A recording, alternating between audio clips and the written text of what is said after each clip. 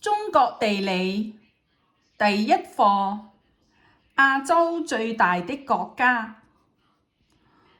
中國位於地球的北半球，亞洲的東部，太平洋的西岸。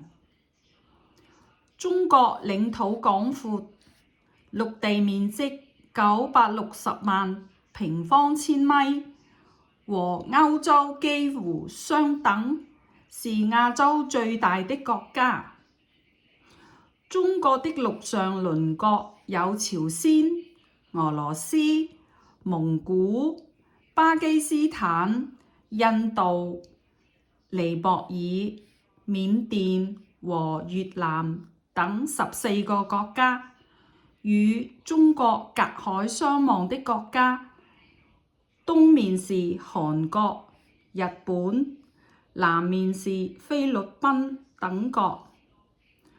中國的海岸線很長，從北向南有渤海、黃海、東海和南海，海上大小島嶼有5000多個。